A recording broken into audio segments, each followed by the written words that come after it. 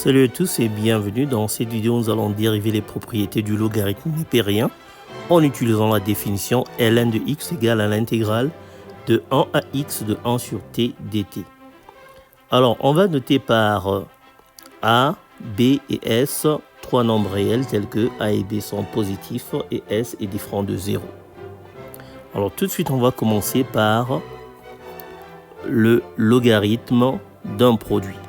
Donc, si nous prenons le produit AB et qu'on prend son logarithme, par définition, ça va être l'intégrale de 1 à AB de 1 sur t dt.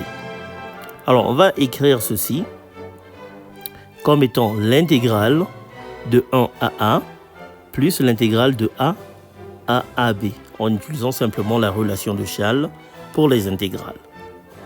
Alors, la première intégrale, c'est ln de A. Maintenant, pour la deuxième intégrale, on va effectuer un changement de variable. On va poser que t est égal à AY.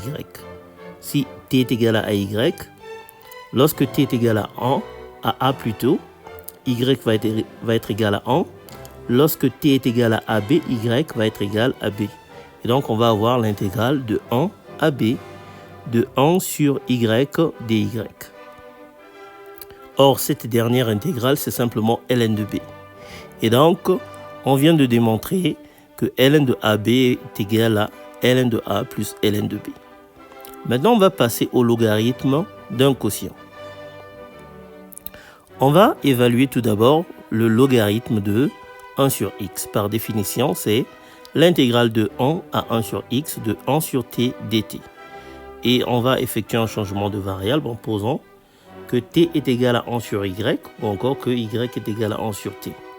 Alors, on va avoir comme nouvelle borne 1 et x. Et bien sûr, dt est égal à moins y à la puissance moins 2 dy. Alors maintenant, on va tout simplifier. On va sortir le signe moins. Y à la puissance moins 2 va descendre au dénominateur et va devenir y à la puissance 2. Y à la puissance 2 multiplié par y à la puissance moins 1, c'est simplement y à la puissance 1, tout simplement y. Donc, on va avoir moins l'intégrale de 1 à x de 1 sur y dy. Or, cette dernière intégrale, c'est simplement ln de x. Donc, ln de 1 sur x est égal à moins ln de x.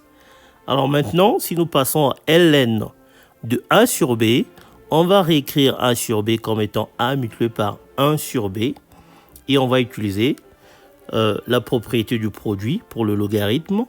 Alors, nous savons que c'est égal à ln de a plus ln de 1 sur b. Or, ln de 1 sur b, nous venons de voir que c'est moins ln de b. Donc, ln de a sur b est égal à ln de a moins ln de b. Alors maintenant, on va passer à la dernière propriété qui est le logarithme d'une puissance. Donc, on va évaluer ln de a à la puissance s. Alors, on va tout de suite remarquer que si s est égal à 0, on va avoir, au lieu de a à la puissance s, on va simplement avoir 1. Donc, on va avoir l'intégrale de 1 à 1. Ça va être 0, bien sûr. Donc, ln de 1 va être égal à 0.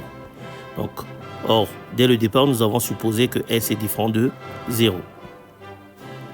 Alors, ln de a à la puissance s est égal à l'intégrale de 1 à a à la puissance s de 1 sur t dt. Et on va effectuer un changement de variable en posant que t est égal à y à la puissance s. On va donc avoir comme nouvelle borne 1 et a.